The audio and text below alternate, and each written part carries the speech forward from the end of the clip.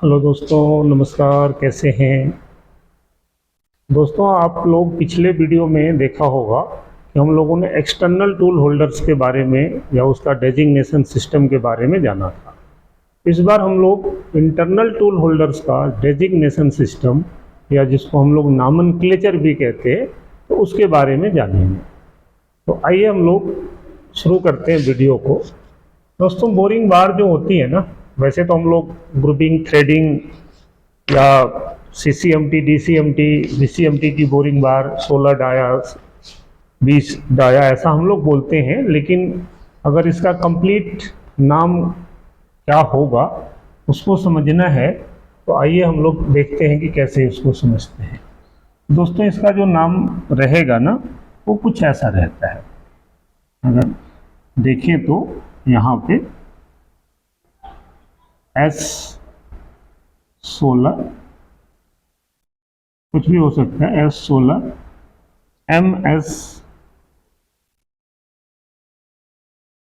MS, CL,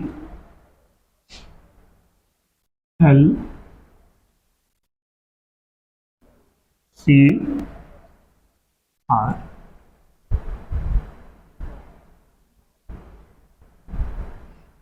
यहाँ पे 09 ऐसा।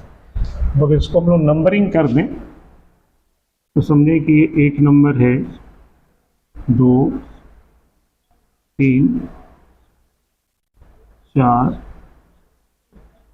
5, 6, 7, 8, 9 और लास्ट में 10 रहेगा, जो मैन्युफैक्चरर के लिए रहता है। तो ये दोस्तों जो 1, 2, 3, 4 है ना, समझे कि जो बोरिंग बार का नाम का पहला लेटर है ना, फर्स्ट लेटर है, ये बताता है सैंक का टाइप। सैंक टाइप, तो समझे कि ये जो सैंक टाइप है ना दोस्तों, ये दो तरीके का होगा। या तो ये स्टील सैंक होगी या फिर कार्बाइड सैंक होगी। तो दो ही सैंक मोस्टली यूज होती है, स्टील सैंक ज़्यादा यूज होती है। तो समझिए कि यहाँ पे जैसे S लिखा हुआ है, तो S का मतलब ही है ये जो सैंक है वो स्टील सैंक है। और अगर यहाँ पे C लिखा होता तो समझे कि ये कार्बाइड सैंक।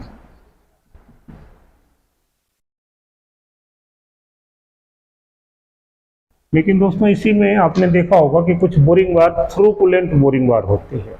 मैं दिखाऊंगा आपको थ्रू कूलेंट कैसा होता है। उसके अंदर से कूलेंट निकलेगा और जितना भी अंदर बोरिंग बार जाएगी वहां तक वो कूलेंट को पहुंचाता है।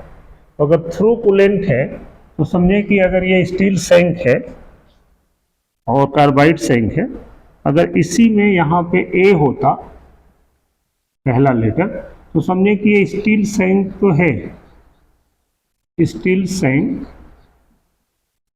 विथ कूलेंट होल, या जिसको हम लोग थ्रू कूलेंट भी बोलते हैं। तो अगर A रहेगा तो स्टील सैंक है लेकिन उसमें कूलेंट होल रहेगा, और अगर E लिखा हुआ है तो समझे कि कार्बाइड सैंक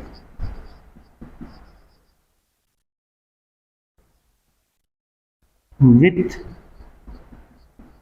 थ्रू कूलेंट या विथ कूलेंट होल।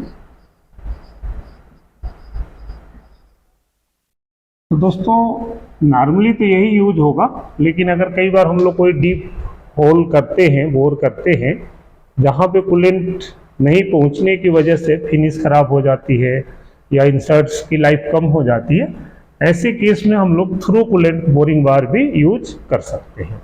लेकिन यहाँ ध्यान क्या देना है कि अगर आप थ्रू कूलेंट बोरिंग बार यूज करेंगे तो आपके टरेट में या ब्लॉक में भी वो प्रोविजन होना चाहिए जो कूलेंट को बोरिंग बार के अंदर पहुंचाए। वो अपना प्रोविजन देखना चाहिए, ठीक है ना। उसके बाद दोस्तों, जो दूसरा है ये बताता है बोरिंग बार का डायामीटर या सैंक डायामीटर। सैंक डाया, अगर शॉर्टकट में कहें तो ये सैंक का डाया है, और ये सैंक का डाया में आप समझ सकते हैं, अगर 16 लिखा है तो 16 mm की बोरिंग बार है, जितना लिखा है वो उतने mm की बोरिंग बार है। अब ये कितने की हो सकती है, मैंने बताया था कि 8 mm की हो सकती है, 10 की हो सकती है, 12 की, 16 की, है ना, 20, 25, 25 के बाद 32, 40, ये स्टैंडर्ड साइज है।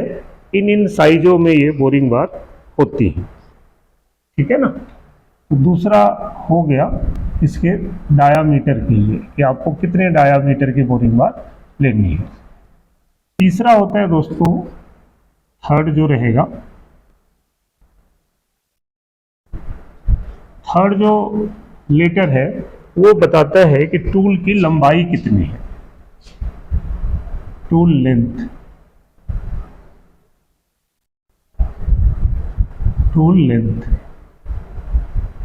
तो टर्निंग में अगर ध्यान होगा एक्सटर्नल टूल होल्डर में, तो मैंने बताया था कि उसमें अगर 20-20 की होती है तो 125 mm लंबा होगा, और 25-25 का है तो 150।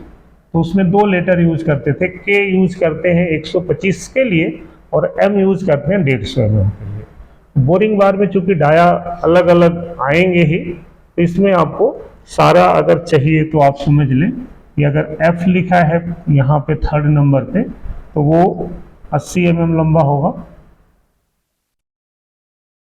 एच है तो 100,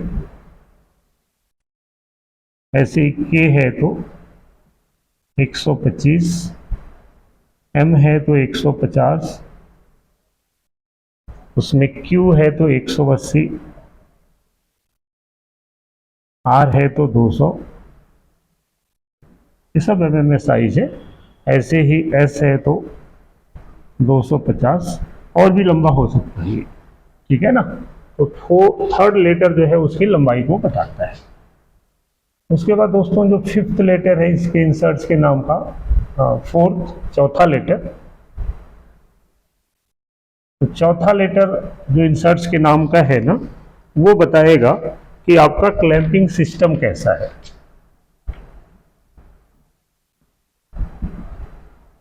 क्लैंपिंग सिस्टम, तो क्लैंपिंग सिस्टम में अगर एस है तो समझिए कि ये स्क्रू क्लैंप है, स्क्रू क्लैंप है। पी है तो पिन या लीवर क्लैंप, सी है तो टॉप क्लैंप, पीछे मैंने बताया भी था। कहीं पे डी है तो डबल क्लैंप, और अगर एम है तो मल्टी क्लैंप। बोरिंग बार ये जो है एस लिखा है, इसका मतलब कि ये स्क्रू क्लैंप है। क्लियर है दोस्तों ये आपको। उसके बाद पांचवा लेटर जो आता है इंसर्ट्स के नाम का, वो बताएगा कि इंसर्ट्स का शेप कैसा है।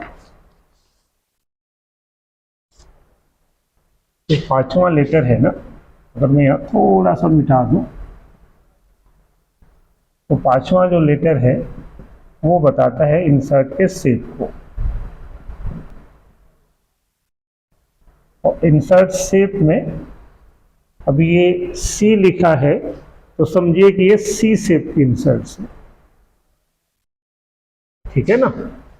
सी लिखा है तो समझिए कि इस टाइप का इसका CCMT का शेप है, इस टाइप से। अगर डी लिखा है तो कुछ ऐसा शेप की इंसर्ट्स होगी, और टी लिखा है तो ट्रेंगुलर शेप की होगी, ठीक है ना। तो ये अलग अलग शेप की इंसर्ट्स होती है। तो ये पांचवा लेटर जो है ये बता रहे हैं कि ये सी शेप की इंसर्ट्स है। उसके बाद दोस्तों ये जो छठा लेटर है, मैं अगर ये मिटा दूं तो ये बताता है अप्रोच एंगल, अप्रोच एंगल, या कई जगह पे इसको कटिंग एंगल भी कहते हैं। तो अप्रोच एंगल में दोस्तों अलग अलग लेटर होता है। मैं पीछे बताया था आपको कि ये अगर समझिए F लिखा है ये 91 डिग्री में रहेगा, K लिखा है तो 75 डिग्री में, L लिखा है तो 95 डिग्री, ऐसे ही Q लिखा है ये 107.5 डिग्री और U लिखा है तो 93 डिग्री। ये अप्रोच एंगल है, जैसा वो कितना झुका हुआ है आगे से उसका। ठीक है। सातवां जो लेटर है इंसर्ट्स के नाम का, ये बताता है कि उसमें क्लियरेंस एंगल कितना है। जो इंसर्ट्स है ना, तो उसमें इंसर्ट्स का clearance angle, insert clearance angle. तो आपको पता है कि अगर M है तो 0 डिग्री रहेगा, V है तो 5 डिग्री, C है तो 7 डिग्री, P है तो 11 डिग्री। ठीक है ना, ये आता है। तो इसका मतलब है कि अगर ये C और C है दोनों जगह, ये CCMT की इंसर्ट्स की बोरिंग बार है, 16 mm डाया है, स्क्रू क्लैंप है, 150 mm लंबी है। ठीक है। उसके बाद ये हो गया ना सातवां। जो आठवां लेटर है ये बताता है कि ये किस हैंड का टूल है, हैंड ऑफ टूल। तो समझिए कि यहाँ पे ये R लिखा है, इसका मतलब कि ये टूल जो है वो राइट हैंड का है, राइट हैंड है। और यहाँ पे L रहता तो लेफ्ट हैंड। ये मैंने पीछे भी बताया था लेफ्ट हैंड और राइट हैंड कैसे समझते हैं। अगर बोरिंग बार को अपने तरफ कर ले, इंसर्ट्स ऊपर रहे, अगर इंसर्ट्स वो लेफ्ट साइड में झुक रही है तो लेफ्ट हैंड, और राइट साइड में झुक रही है तो राइट हैंड। और ये जो 9th लेटर है ना दोस्तों, ये बताता है इंसर्ट्स की एज लेंथ, कितनी बड़ी इंसर्ट्स लगी है। तो ये है इंसर्ट का एज लेंथ। तो अब ये यहाँ पे एज लेंथ अलग अलग आती है। CCMT की इंसर्ट्स, मैंने बताया CCMT की इंसर्ट्स है, तो ये ज़्यादातर जो हम लोग स्टैंडर्ड यूज करते हैं वो 09 में यूज होती है, बट ये कुछ भी हो सकता है। यहाँ पे 03 है तो समझिए वो 3 mm एज लेंथ है, 06 है 6 mm, 09 है तो 9 mm, 12 है तो 12 mm। ये जितनी यहाँ पे लिखा है उतनी उसकी एज लेंथ लेते हैं। क्लियर। और उसके बाद दोस्तों जो ये लास्ट का डिजिट होता है, मैंने पीछे भी बताया था, ये मैन्युफैक्चरर के लिए रहता है, manufacturer internal designation, internal designation. जो भी कंपनी ये बनाती है ना, जैसे वीडिया है, सैंडविच है, स्टार है, टेकूटेक है, तो जो भी कंपनी बनाएगी वो लास्ट का डिजिट वो अपने हिसाब से कुछ भी रख सकती है। तो इसमें आपने सिंपल देखा होगा कि ये इसका डेजिग्नेशन सिस्टम हम लोग कैसे लेते हैं।